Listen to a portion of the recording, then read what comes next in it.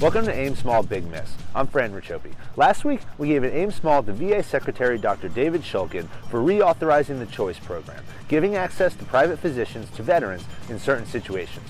We also gave an Aim Small to President Donald Trump for signing an executive order establishing the Office of VA Accountability and Whistleblower Protection, solidifying the President and Secretary's drive to increase accountability within the VA. This week we left the concrete jungle of New York City to conduct our first interviews and talk about a topic close to every veteran's heart and every true patriot's wallets: veteran service organizations. Plus, I figured we'd give President Donald Trump a break this week so he can sharpen his pitchfork and ready his shield to go to battle against the fake news after becoming only the second president to fire a sitting FBI director, second only to his former campaign donation recipient and now sworn enemy, President Bill Clinton. Veteran service organizations, just like veterans, come in all shapes and sizes. In the U.S. alone, we have over 45,000 nonprofits dedicated to veterans and their families. 2/3 of these are American Legion posts or VFWs. 20% are nonprofits that are designated as 501c3 charitable organizations. Some veteran service organizations are household names, like the Wounded Warrior Project or IAVA. These guys have massive budgets, lots of fundraising, and are involved in a lot of different initiatives. Others are much smaller and more niche in how they target veterans' issues.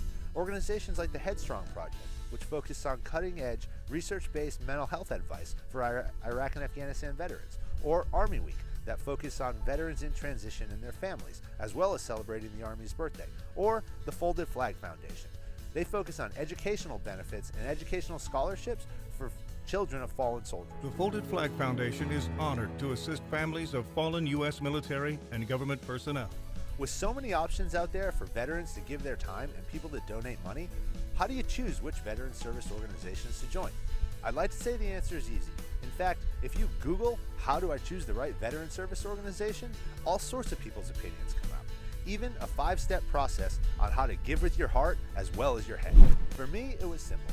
It had to advocate for a cause I cared about. It had to show concrete and deliverable results for people's time and money.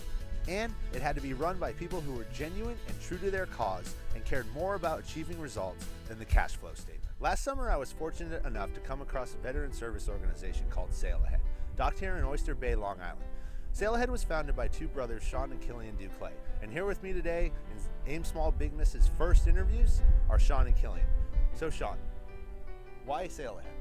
So my brother and I have been sailing all of our lives, and around the winter of 2013 we wanted to invite the community. It was also around this time where we learned that at least 22 veterans commit suicide daily in the United States, and in our county of Suffolk County there are 79,000 veterans. That's when we decided we always have an extra spot on the boat, so we might as well take some veteran sailing and see where it takes us. So Killian, Sean gave us the why, but what is SailAhead about? So SailAhead has 3 main missions. 1, it's to spread PTSD and veteran suicide awareness. 2, we take wounded veterans sailing out as a form of therapy on the water.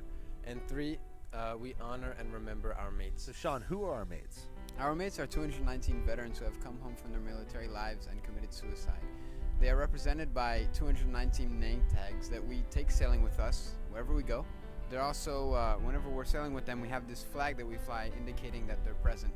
This year we'll be honoring them at our August 6th event, our biggest event to date, where we're basically honoring them and we'll keep them immortal in memory. SailAhead doesn't only attract veterans like me, it also attracts avid sailors and veteran supporters like my co-director on the racing team, Matt Jansen. Matt, you could have joined 100 different veteran service organizations. Why'd you choose SailAhead? Sailing's a huge passion of mine, and being able to share that passion with a noble cause such as SailAhead provides a great vehicle to be part of the change that you'd like to see.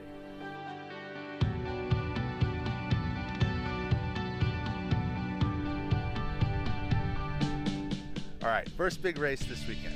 Weather's calling for 50 degrees, 100% chance of rain, and high wind. Think we got a chance? With adversity comes opportunity. We've got a fast boat, favorable conditions, and a great crew anchored by our veterans that you know you can depend on.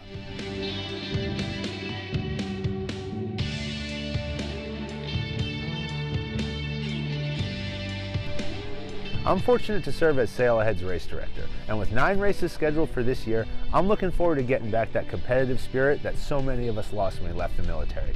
And while we're at it, hopefully we'll bring home some hardware before the dark and stormies kick in. Check out SailAhead at SailAhead.org, and don't forget to like me on Facebook, Instagram, and Twitter at Francis Rachopi, or check out my website, francisrachopi.com. See you next week.